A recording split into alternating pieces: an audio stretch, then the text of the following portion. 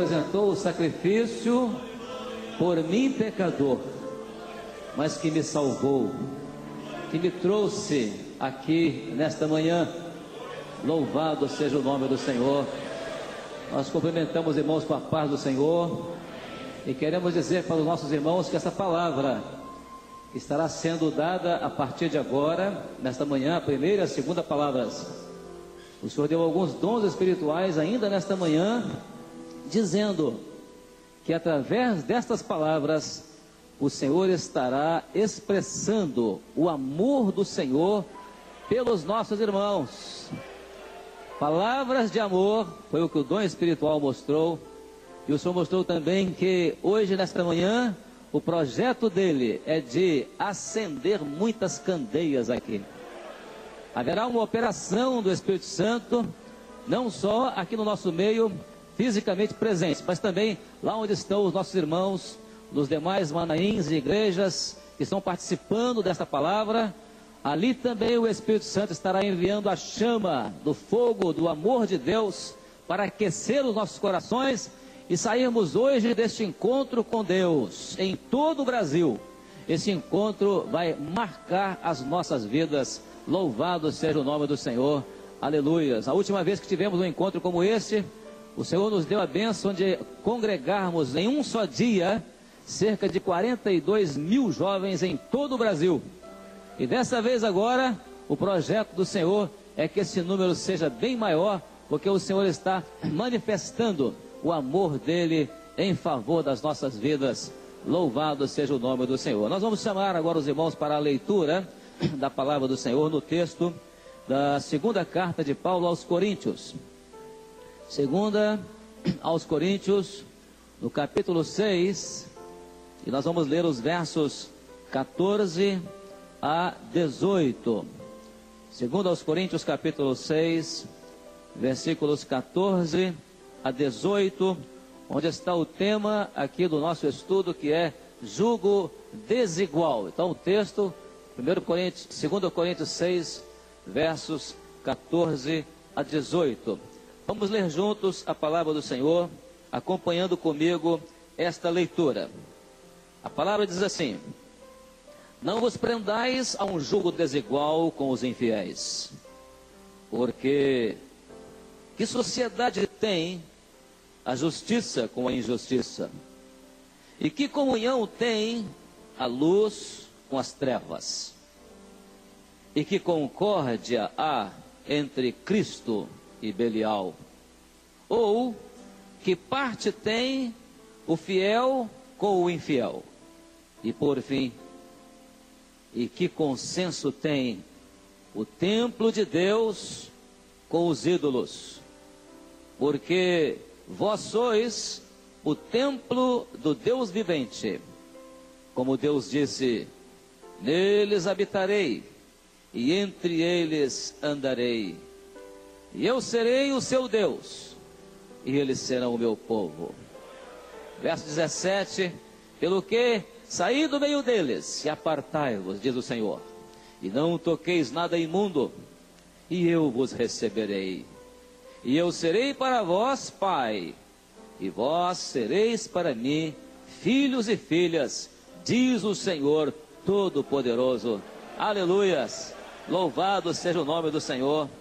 Glória a Deus. Aleluias. Meus amados, esta palavra do apóstolo Paulo é uma palavra que o Espírito Santo enviou através do apóstolo para os nossos corações, nós os servos do Senhor, para mostrar que há um amor especial do Senhor para com os seus servos, e um amor que consiste em preservar os seus servos e ter os seus servos voltados para o Senhor, dedicando a Ele um amor exclusivo, porque o amor do Senhor, ele é voltado exclusivamente para aqueles que buscam ao Senhor.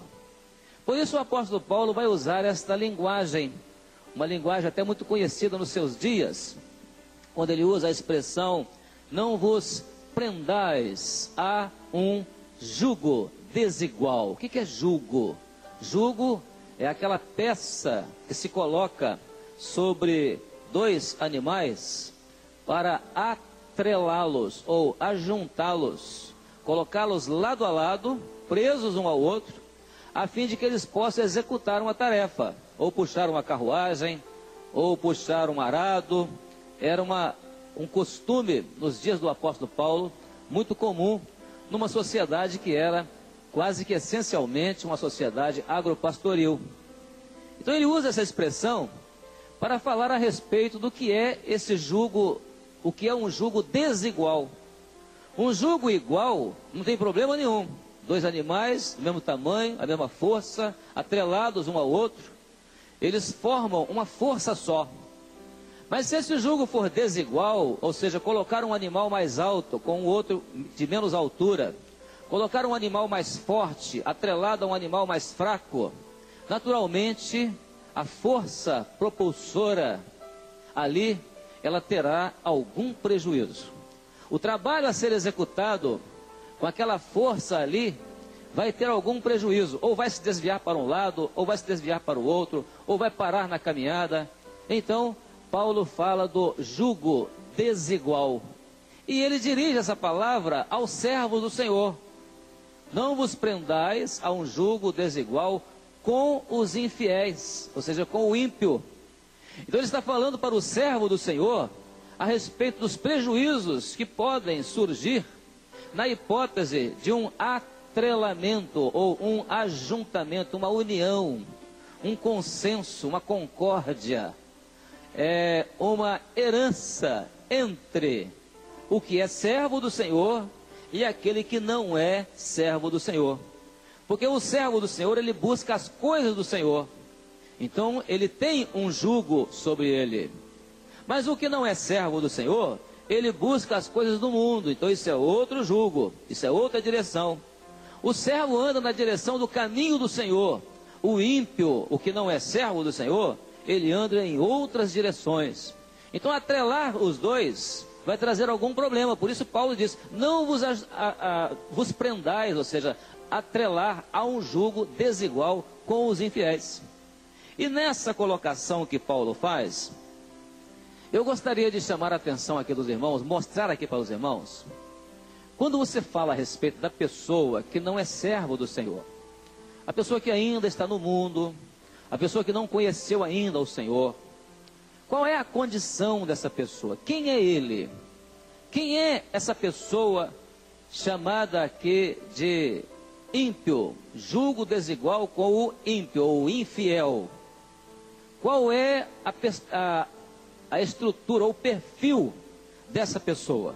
Eu vou mostrar aqui para vocês o que o próprio apóstolo Paulo, quando ele escreve a sua carta a Timóteo, a segunda carta, do capítulo 3, verso 15. Olha o que Paulo vai falar a respeito disso. Nós temos aqui alguma figura para mostrar para eles. O que Paulo vai falar a respeito disso? Sim? Está aqui. Então você tem a expressão de Paulo quando ele diz assim, mas nos últimos dias, nos últimos tempos, sobrevirão tempos trabalhosos, porque haverá homens, olha lá, primeiro, amantes de si mesmo. Segundo, homens avarentos. Nós estamos lendo aqui 2 Timóteo 3, de 1 a 5. Terceiro, presunçosos. Quarto, soberbos. Quinto, blasfemos. E sexto, desobedientes a pais e mães. Não saiu aqui por causa da nossa gravura. Desobedientes a pais e mães. Então são 6. Vamos ver mais 6? Haverá também ingratos. Depois, profanos. Depois, sem afeto natural. Depois, irreconciliáveis. Também caluniadores e incontinentes. A nossa conta agora já está em 12. Vamos ver mais 6? Haverá também homens cruéis. E quando eu digo homens, é mulheres também, viu? Sem amor para com os bons. E depois, traidores. Depois, obstinados. Orgulhosos. E por último, mais amigos dos deleites do que amigos de Deus, tendo a aparência de piedade, mas negando a eficácia dela.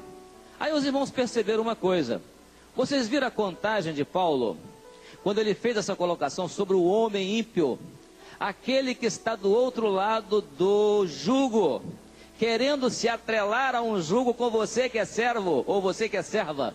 Olha agora que gravura que eu vou mostrar para vocês aqui. Veja bem, pode passar. Esse é o perfil do ímpio nos nossos dias. Perceberam isso aqui?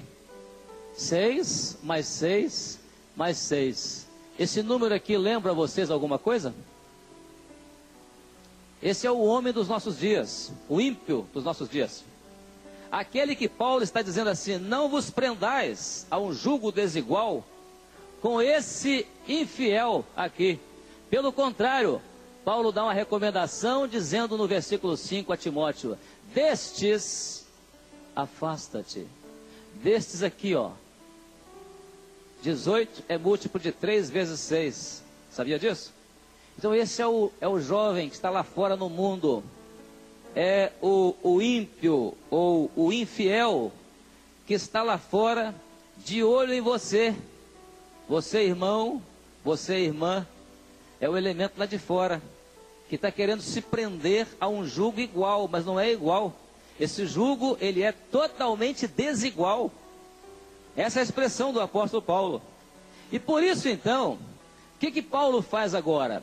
Ele coloca aqui 5 perguntas. E nessas 5 perguntas, nós vamos ver, embora elas são feitas em forma de perguntas, mas essas perguntas de Paulo, elas na verdade, elas são uma afirmação. Então ele faz a primeira pergunta. Então vamos lá. No capítulo 6 ainda, olha aqui a pergunta que ele faz. Que sociedade tem a justiça com a injustiça? Vamos lá. Você tem aqui do lado a sua condição, você, o servo. O servo, ele vive e você tem aqui do outro lado o ímpio. O servo, ele vive da justiça. O que é justiça? É justificação pela fé, salvação. O servo é salvo. Mas o ímpio, ele vive de quê? Da injustiça, ou seja, ele não tem salvação, não tem experiência de salvação. Tudo bem, ele pode até ser salvo, mas ele não tem experiência de salvação. Aí, a pergunta que Paulo faz aqui está ligada a esta palavra aqui, ó, sociedade. Que sociedade tem a justiça com a injustiça? Então você pega, por exemplo, a condição de injustiça do ímpio, ou seja, do infiel. Qual é a condição de injustiça? O palavreado dele é diferente, a postura dele é diferente, o pensamento dele é diferente, o ponto de vista dele é diferente.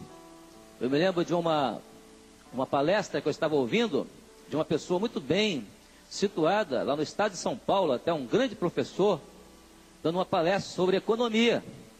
E o assunto era economia, que era a minha área de trabalho. Mas eu notava que em cada 10 palavras daquele preletor, cerca de 6 a 8 palavras eram palavras de baixo calão. Eu achava admirável, uma pessoa de tanta cultura, um assunto que não tem nada a ver com palavra de baixo calão. Mas isso é a condição do ímpio, é a condição do infiel. Ele vive da injustiça. A ação dele é a ação da injustiça. Você já viu, por exemplo, qual é o ponto de vista do ímpio, do infiel, por exemplo, com relação a namoro? O que ele pensa de namoro? Não vou nem citar a palavra aqui, né? Namorar é uma coisa que é diferente. É um namoro que não está de acordo com a palavra do Senhor, porque ele vive da injustiça. Não existe namoro, né? Existe ficar. Então, essas coisas do mundo fazem parte da injustiça do ímpio. Quando você pega, por exemplo, o andar na roda de amigos mundanos, quais os conselhos deles? Os conselhos deles? O que eles têm para dizer? Qual a opinião deles sobre a sua vida espiritual, sobre a igreja, sobre o Senhor? Então, é uma condição de injustiça, injustiça. Por isso a palavra de Paulo, a pergunta que ele faz, é usando a palavra sociedade, ser sócio, compartilhar. Então o que é a sociedade? A amizade com o ímpio, o companheirismo, o negócio feito com o ímpio tem que ter muito cuidado. Se for consultar um negócio a fazer com ímpio, não consulta uma vez, não consulta duas. Tira a dúvida, porque é muito sério. Relacionamento de amizade. Você tem um servo do Senhor que diz que o melhor amigo dele é fulano de tal, e esse fulano de tal é um colega da faculdade extremamente mundano. Essa amizade é perigosa. Ela vai dar algum resultado que não vai ser bom. Isso é a palavra do apóstolo Paulo. Repito, irmãos, o Espírito Santo disse que isso hoje aqui seria falado para os irmãos como uma prova do amor do Senhor pelos irmãos. Não é uma palavra de repreensão para ninguém, mas é uma palavra que manifesta o amor do Senhor, quanto o Senhor nos ama. Porque o Senhor disse isso um dia lá em Apocalipse. Ele disse assim: eu repreendo e castigo aquele que eu amo. Então o castigo do Senhor, a bênção do Senhor, a palavra do Senhor, ela será sempre bem recebida no nosso coração. Louvado seja o nome do Senhor. Veja bem, os irmãos, o grande perigo da sociedade entre a justiça e a injustiça. Foi a situação de um irmão nosso até. Ele fazia parte de um grupo de jovens de uma determinada comunidade do bairro onde ele morava, onde ali ele era um dos que pertencia à diretoria daquele grupo. E um dia resolveram planejar uma festinha. E ele naturalmente fazia parte da diretoria daquele grupo, entrou na reunião, para fazer parte da reunião. E eles resolveram fazer o seguinte: falaram, olha, vamos pegar um grupo restrito de pessoas, não pode ser muita gente, porque não cabe todo mundo no local. Então nós vamos fazer o seguinte: cada um vai chegar e vai, para entrar, vai ter que trazer uma determinada importância. Eu não sei se R$5, R$10, alguma coisa assim. Aí combinaram tudo direitinho, convidar só os elementos da comunidade ali. Tinha-se uma ideia mais ou menos de quantos seriam. Aí lá pelas tantas, um dos elementos lá resolveu colocar aquele convite dele num lugarzinho que as pessoas guardam muito, com muito carinho, desse aparelhozinho que está aqui, né? Ou coisa semelhante, né? Foi lá na internet e colocou lá na página dele o convite. O resultado é que na hora do encontro, tinha comida para mais ou menos umas 300 pessoas. Mas do lado de fora do portão já havia cerca de quase 2.000 pessoas querendo entrar. Aí o porteiro disse: aqui não pode entrar, porque não cabe todo mundo. E naquela confusão toda, o pessoal querendo entrar: não, eu trouxe, eu fui convidado, eu estou com meu dinheiro aqui, quero entrar, quero comida, não tinha comida. O resultado é que o porteiro teve que chamar a polícia para mandar aquela turma embora. Quando alguém soube que foi chamada a polícia, resultado, o pessoal da comunidade, da diretoria da comunidade, que não eram servos, fizeram isso, ó, caíram fora, saltaram o muro, foram embora. O irmão que era servo ficou lá para responder sozinho. Foi uma luta para ele, ou seja, sobrou para ele. Tudo bem, ninguém está impedido de fazer parte de grêmios, né? Às vezes até um grêmio esportivo da faculdade ou da escola que pertence, mas esses cuidados são cuidados que o servo precisa ter. O prejuízo para o irmão sobrou só para ele, os outros que eram mais espertos foram embora, mas o prejuízo ficou para ele. Então a sociedade, que sociedade há? É uma pergunta que Paulo faz entre a justiça e a injustiça. Aí Paulo vem agora e faz a segunda pergunta. Vamos ver a segunda pergunta. Olha o que ele pergunta. Que comunhão tem a luz com as trevas? Aí nós vamos fazer agora o mesmo esquema. Você tem por um lado o servo e você tem pelo outro lado o ímpio, ou seja, o infiel.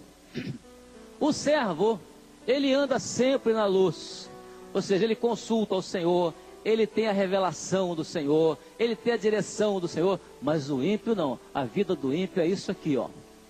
Aí, entre a questão de luz e trevas, com relação ao servo e o infiel, a pergunta é essa aqui, ó. Qual é a comunhão que existe? Que comunhão há?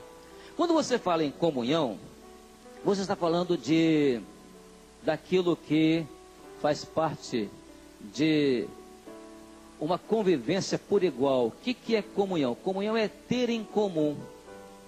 Por exemplo, dois irmãos da mesma família, eles têm algo em comum um com o outro. O que eles têm? O mesmo sangue, são da mesma família. Então a questão de comunhão, aí você vai ver o que é o ímpio, o infiel, tudo o que o mundo produz está voltado para as trevas. Nunca se viveu num mundo com tantas luzes, tantas cores, como o mundo de hoje. Mas no coração do homem, a única cor que existe é o negrume, a escuridão das trevas. Porque tudo que se produz é trevas. Você pega hoje, não hoje, já há tantos anos, filmes, novelas, que são dedicadas ao inimigo. As pessoas fazem acordo com o inimigo, fazem pacto com o inimigo, para ali os seus programas terem sucesso, cantores, compositores de músicas mundanas, naturalmente. Eles fazem pacto com o inimigo para ter sucesso, para conseguir enganar, inclusive, o crente, o servo do Senhor. Então é trevas. O mundo produz as coisas para as trevas. Aí, diante dessa situação, que a pergunta é, que comunhão, ou seja, o que tem em comum? Para que imitar? Hoje você tem, por exemplo, os elementos que são criados na sociedade para servirem de modelo. São os modelos. Então todo mundo olha para o cabelo do ator e diz assim, eu queria ter meu cabelo igual ao do ator fulano de tal. Que é bonito. Ele é muito bem apresentado. Outros assim, eu queria ter a irmã, né? Eu queria ter a boca da atriz fulana de tal, porque é uma coisa produzida. Aquilo ali, depois que sai dali do camarim, né? Depois que vai ver a realidade, é outra coisa, mas ali está muito bem produzido. Então a pessoa quer ter o nariz de um, o cabelo do outro, né? A testa do outro, o jeito de andar do outro, e cria-se então os chamados estereótipos, aquelas pessoas que servem de modelo para que os outros imitem. Aí Paulo vai e pergunta ao servo isso. Ele faz essa pergunta ao servo. Olha, que comunhão há entre luz e trevas? Eu conheci uma vez um jovem que ele era obreiro, pregava até, solteiro, e era um rapaz que, num determinado dia, ele descobriu, na frente do espelho, que ele era um camarada que não sabia por que Hollywood não o tinha contratado ainda. Porque era uma figura realmente fantástica. As meninas da igreja ficavam disputando quem conseguia namorar com ele. E o pior é que ele era convencido que era artista. Que ele servia para ser ator. Tinha altura, né, corpo atlético, tudo bem produzido. Para se arrumar para ir para a igreja, tinha que se arrumar 1 hora antes, senão ele chegava atrasado. Eu conheci esse rapaz. Mas um dia ele resolveu levar isso a sério. Ele quis realmente partir para Hollywood. Aí aquilo me preocupou. Chamei, fui orar com ele. Botei um grupo para orar por ele, os irmãos orar por ele. As meninas que tinham vontade de namorar com ele, eu falei, orem por ele, porque ele está indo embora. Ele não pode ir embora. Aí eu tinha uma força maior na oração. Sabe como é que o senhor respondeu essa pergunta? Essa oração? O senhor, por amor, o senhor amava tanto aquele rapaz, que o senhor permitiu que ocorresse um fato com ele, para mudar aquele rumo. E o fato foi um acidente de carro. Aí com um acidente de carro, naturalmente, aquela beleza toda, Hollywood não se interessava mais por aquilo. Arrastando uma perna, já não tinha mais aquelas feições. Aí o sonho de artista acabou. Aí ele então voltou-se a partir dali somente para Jesus. Até então Jesus estava meio dividido no coração dele. Voltou-se totalmente para Jesus. E aquele rapaz, o Senhor começou a abençoar a vida dele de tal maneira. Uma daquelas irmãs, o Senhor deu a bênção a uma delas, né? De acabar sendo a esposa dele, se casou com ele. E o resultado é que esse rapaz foi crescendo na vida espiritual, tornou-se um diácono, hoje é um pastor, inclusive. Então, é a comunhão entre luz e trevas. A luz é uma coisa, não tem nada em comum. Luz é uma coisa, trevas é outra coisa. Ou trevas são outra coisa. Porque não há comunhão, ou seja, não há imitação, não há nada em comum. Vamos então à terceira pergunta que Paulo faz. Aí ele pergunta o seguinte, vamos lá. Que concórdia há entre Cristo e Belial. Aí vamos ver agora. Aqui está o servo e aqui está o ímpio ou infiel. O servo do Senhor, ele está sempre com Jesus. Ele escolheu o Senhor, ele quer o Senhor, ele deseja o Senhor, ele tem comunhão com o Senhor. Mas o ímpio, ele escolheu esse camarada aqui, ó. A palavra Belial na Bíblia é o nome que é dado ao adversário. Então agora na questão de haver concórdia entre Cristo e Belial, essa palavra aqui, a palavra concórdia, ela chama muito a nossa atenção. Por quê? Porque a questão de concórdia está ligada a acordo, pacto. Você, depois que deu a sua palavra, você deu a sua palavra.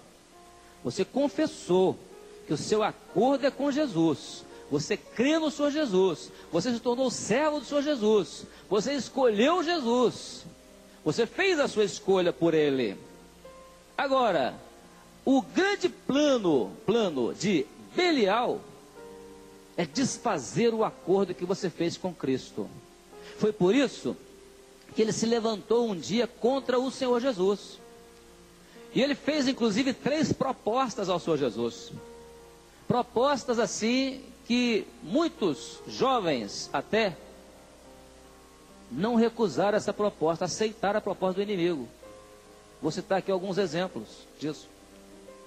Mas Jesus, quando ele recebeu a proposta, aquela proposta de acordo com ele, quando o inimigo disse assim: tudo isso te darei se prostrado me adorar. Prostrado quer dizer caído, me adorares. Aí Jesus olhou para aquilo que Belial apresentou a ele, como uma proposta, para fazer um acordo com ele. E o que ele apresentou é exatamente o mundo. A Bíblia diz assim: o mundo e a glória do mundo. Quando Jesus olhou o mundo e olhou a glória do mundo, o acordo dele com o Pai era um acordo tão extraordinário que aquilo para ele não fez sentido. Ele não aceitou aquilo. E sabe o que ele fez para não aceitar? Ele não disse assim: eu não quero não, eu vou pensar. Não, ele diz assim: está escrito, o meu acordo é com a palavra. Então o acordo do servo de Cristo é com a palavra de Cristo, habitando no coração dele. E foi com a palavra que Jesus recusou todas as 3 propostas do adversário contra a vida dele. Por quê? Porque a palavra diz que o mundo está posto no maligno. E as propostas do mundo de fazer acordo com o servo, essas propostas, elas são constantes. Elas são constantes. E os meios que o mundo usa para isso são convincentes. Hoje esses meios são universais, através dos chamados meios de comunicação. Recursos são colocados à disposição do homem, para ele se comunicar com o mundo inteiro, e ele ser envolvido universalmente, porque todo mundo quer ficar famoso. Então você põe a foto ali, todo mundo vai ver, até a filha do Bin Laden vai ver a foto ali. Aí vejo, os irmãos, que esse recurso, esse meio, não estamos aqui falando que ninguém deva usar a internet. Não, a internet é um instrumento de trabalho, é um instrumento de progresso, é um instrumento útil para quem usa utilmente. Mas usar inutilmente, então há um problema entre a concórdia entre Cristo e Belial. E às vezes, o servo que tem o seu acordo, a sua concórdia com Cristo, ele automaticamente, ele não consegue concordar com o que vem de Belial.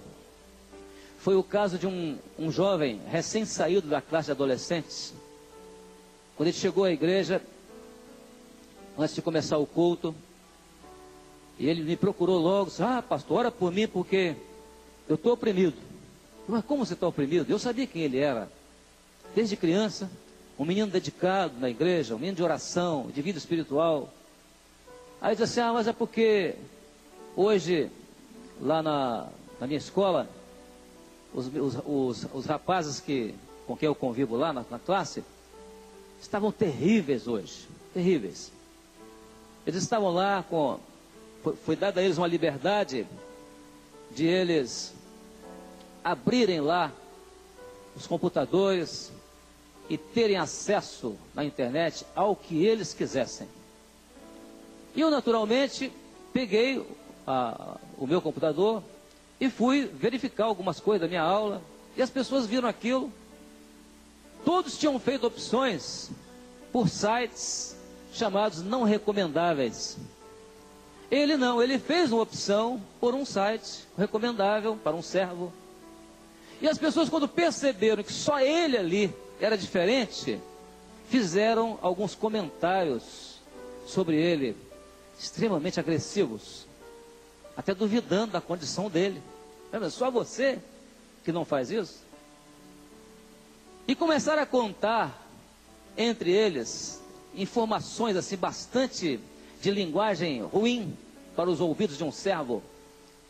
E ele disse o seguinte, que enquanto eles estavam fazendo isso, todos riam, davam gargalhadas em função daquilo que estava sendo comentado. Olha aqui, fulano, dá uma olhada aqui na minha tela. E ele disse que naquela hora, ele disse assim, pastor, foi naquela hora que eu fiquei oprimido. Porque eu não achei graça naquilo. De repente, eu olhando aquilo, eu senti dentro de mim uma tristeza muito grande. Entrou uma tristeza em mim, uma tristeza de estar naquele ambiente ali. Era a minha escola, eu não podia sair dali. Então ora por mim porque eu estou oprimido. Falei, então eu vou dizer por que você sentiu tristeza. Naquele ambiente ali, onde todos os ímpios que estavam ali sentiam alegria. Você sentiu tristeza, sabe por quê? Porque você estava cheio do Espírito Santo. Então não há concórdia. Se o acordo que está dentro do meu coração é com Cristo, Belial não vai entrar ali. Não tem acordo. Ó, Belial, está escrito, a palavra está escrito. E Jesus venceu tudo isso. Louvado seja o Senhor. Vamos à quarta pergunta. A quarta pergunta que Paulo faz: que parte tem o fiel com o infiel? Então você tem aqui a condição do servo e a do ímpio ou do infiel. O servo, a parte dele, né, ele é fiel, por ele ser fiel, né, a condição dele como servo, ele é fiel ao Senhor. Mas o ímpio, a condição do ímpio é essa aqui, a condição de infiel, infiel para com o Senhor. E a palavra aqui, que Paulo usa para fazer a pergunta, é essa palavra aqui, ó, parte. Aí eu coloquei aqui, ó, ou herança. A palavra parte ali, quer dizer, aquilo que vai sobrar para ele. Aquilo que ele vai tomar posse. Aquilo que está destinado a ele como herança. Essa é a parte do servo. E a herança do servo, a parte do servo, ela está muito bem definida na palavra. E quem definiu a herança do servo, a parte do servo, foi o Senhor Jesus. E olha o que o Senhor Jesus disse. Ele disse assim: bem está, servo bom e fiel. Sobre o pouco foste fiel, sobre o muito te colocarei. Entra para o gozo do teu Senhor. Essa é a parte, ou seja, a herança do fiel. Aí, veja os irmãos, que diante dessa palavra de Paulo, a pergunta que Paulo faz é a seguinte: qual é a parte de um e qual é a parte de outro? Nós conhecemos determinadas situações de pessoas que começaram tão bem, tendo como parte, como herança, a bênção do Senhor. Mas circunstâncias mais tarde levaram essas pessoas a fazer outras opções. Eram crianças, nasceram na igreja, se converteram, depois tiveram a experiência com o Senhor, mas aí vem o sucesso, vem às vezes uma faculdade, vem o trabalho, vem o dinheiro, vem o recurso humano, material, vem uma carreira. E o perigo às vezes de as pessoas esquecerem do Senhor. Ninguém está impedido de ficar rico, nem de fazer carreira, de prosperar na vida material. Não, pelo contrário. O Senhor quer que todos os seus servos prosperem na vida material. Mas a preocupação é com a herança, a parte. Com aquilo que vai depois receber como herança. Eu me lembro de uma situação que eu vivi quando eu era jovem de igreja, mais ou menos nessa idade em que vocês estão. Ou seja, boas lembranças, né? E eu, por ser muito dedicado ao trabalho da igreja, um dia, alguém me fez uma proposta. Essa pessoa era um diretor de teatro, do Teatro Municipal do Rio de Janeiro. Eu não sei como que o inimigo mostrou para ele que tinha um rapazinho em Vitória do Espírito Santo, num bairro pobre, morando em casa de madeira, órfão de pai e mãe, mas que o inimigo queria perverter esse rapaz. E esse rapaz era eu tinha 18 anos de idade. E veio a proposta: você tem muito jeito para isso, porque eu pregava na igreja, eu reunia multidões, o senhor me dava condições de pregar na praça com 17, 18 anos de idade, e as pessoas se convertiam e vinham para a igreja. Eu fazia trabalho de evangelismo na rua, com jovens, estava à frente de grupos de jovens, liderando grupos de jovens. E o inimigo foi lá e avisou esse diretor de teatro para me fazer essa proposta. E eu ia ficar rico mesmo. Era muito dinheiro, muito sucesso. E eu procurei uma pessoa da igreja. Perguntei àquela senhora da igreja: o que a senhora acha disso? Ela disse: olha, Gilson, eu não vou dizer para você não aceitar, porque é escolha sua. Mas vou te dizer uma coisa: não é isso que Deus tem para você. Eu ouvi o conselho daquela senhora, eu não tinha pai nem mãe, eu ouvi o conselho dela, e resultado, resolvi recusar aquela proposta. Não aceitei, não fiz aquele pacto. Mas o Senhor me permitiu acompanhar, a partir daquela idade, as informações a respeito de um jovem que pertencia à mesma organização religiosa que eu pertencia, à mesma igreja. E esse jovem aceitou a proposta. Eu acompanhei pelas notícias a trajetória desse jovem. Ele foi para o Rio de Janeiro, entrou para a área do cinema, tornou-se um grande diretor de cinema.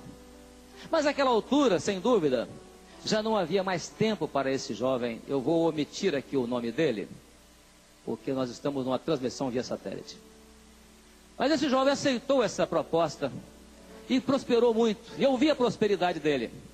E quando eu vi a prosperidade dele, pelas notícias, as informações, eu olhava às vezes para mim mesmo, que trabalhava, pegando às 8 da manhã, largando às 6, estudando faculdade à noite, chegando em casa à tarde. Falei: pois é, foi essa proposta que eu recusei. Mas um dia a coisa virou, mudou totalmente. Foi quando esse rapaz começou a ser assediado pelas correntes do pecado e das drogas, e envolvimentos nesse submundo de drogas. E esse rapaz, diretor de cinema brasileiro no Rio de Janeiro, esse rapaz não teve outro caminho a não ser terminar os seus dias morto por pessoas envolvidas nesse submundo. E no dia do culto fúnebre do rapaz, a mãe estava do lado. E a mãe pediu que na igreja se cantasse um determinado hino, que era um hino que ele tocava na igreja quando ele era menino ainda. E aquela mãe chorava e dizia: que escolha que o meu filho fez. E eu li aquela notícia e eu olhei para dentro de mim e disse: Senhor, graças a Deus, a minha escolha foi outra. A herança que cabe ao infiel e a herança que o Senhor dá, que o Senhor tem para o fiel. Caminhando agora para a última pergunta, a quinta pergunta, Paulo agora vai entrar em outro aspecto aqui, que é a questão de templo de Deus. Então a pergunta é: que consenso tem o templo de Deus com os ídolos, ou seja, o templo dos ídolos? Aí você tem o servo e você tem do outro lado o ímpio ou o infiel. O servo, a condição dele é essa aqui: ele é templo de Deus. O texto que nós lemos diz isso: vós sois templo do Deus vivo. Mas a condição do ímpio, do infiel, não. O templo dele é isso aqui, ó. Ele vive em função do ídolo que está dentro do seu coração, na sua vida, o ídolo que ele admira, o ídolo que ele venera, o ídolo que ele tem o pôster dele lá no quarto dele pendurado na parede. Então isso é o ídolo. E a palavra é consenso. Por que consenso? Porque consenso é quando você concorda com alguma coisa, dando o seu consentimento. Você faz o acordo, e no acordo você consente, você dá consentimento, você abre um consentimento. Ou seja, você está de acordo, você faz uma concordância, você se coloca em conformidade com aquilo que está sendo feito, em consonância, são palavras sinônimas. Agora, a palavra de Deus diz uma coisa que talvez muita gente aqui não saiba. Você sabia que o seu corpo é isso aqui? É templo de Deus? Se você quiser uma palavra mais detalhada a respeito disso, eu não vou ler essa palavra aqui, vou deixar para vocês lerem. Pega a primeira carta de Paulo aos Coríntios, o mesmo capítulo, é o capítulo 6. E você vai ver lá do verso 12 ao verso 20. O que é que Paulo fala a respeito do seu corpo como templo do Espírito Santo? Dá uma lidinha, vale a pena ler, nós vamos esperar.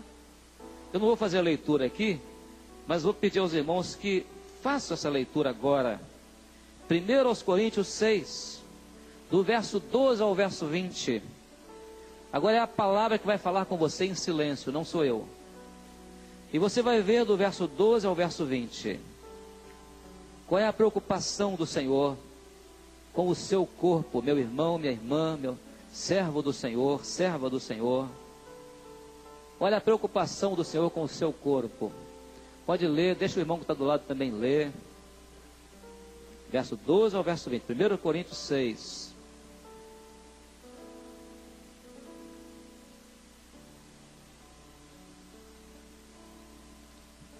Que amor glorioso do Senhor. Quando Ele fala conosco assim, pela sua palavra. Quando nós lemos a palavra, e o Senhor nos fala. Porque quando o Senhor está falando pela palavra, o Espírito Santo do Senhor está falando ao nosso coração. Ele está te dizendo, meu irmão, foge disso. Preserva-te na presença do Senhor. E o servo preservado na presença do Senhor, ele é vitorioso, ele é útil, ele é uma bênção nas mãos do Senhor.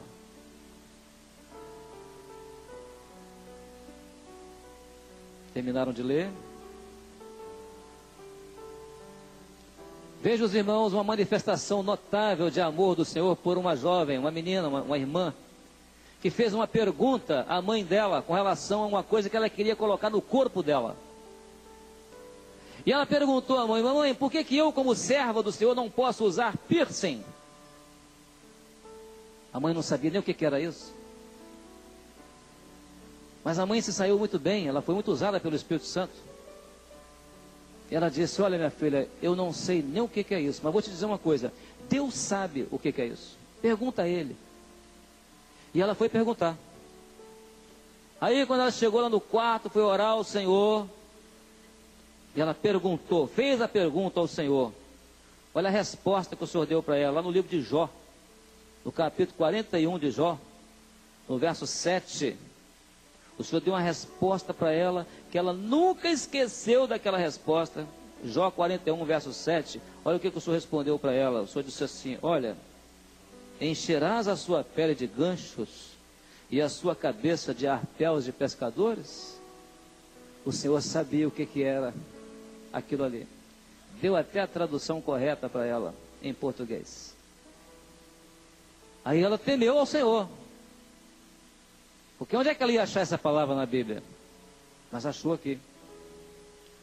Foi o irmão que foi consultar ao Senhor, o Senhor falar com ele. Isso foi um jovem. Porque ele queria escrever umas coisazinhas na pele dele. Mandar alguém escrever. Com uma tinta que só cirurgia plástica para tirar. Aí ele foi procurar isso na Bíblia. Diante do Senhor. Ele abriu a palavra foi em cima exatamente do lugar onde o Senhor falou com ele sobre isso, lá no livro de Levítico, capítulo 19, lá no verso 28, caiu em cima lá, e dizia assim: pelos mortos não dareis golpes na vossa carne, nem fareis marca alguma sobre vós, porque eu sou o Senhor. O jovem recebeu uma bênção, um livramento. É bem verdade, quando nós falamos desse assunto, nós temos irmãos que se converteram, que tiveram experiências assim no mundo, e vieram para o Senhor, e vieram com essas marcas. Esses irmãos não foram recusados pelo Senhor, o Senhor os salvou, e o Senhor mantém a salvação deles. É uma luta às vezes para eles, e nós precisamos até de orar por esses irmãos nossos, que se converteram, já trazendo marcas assim do mundo, mas para o Senhor dar uma bênção, porque Jesus salvou, Jesus perdoou os pecados, e não somos nós que vamos recusá-los ou deixar de assisti-los. Meus irmãos, isso é a condição do consenso entre o templo de Deus e o mundo. Você vai ver, por exemplo, vai observar, por exemplo, já estamos encerrando,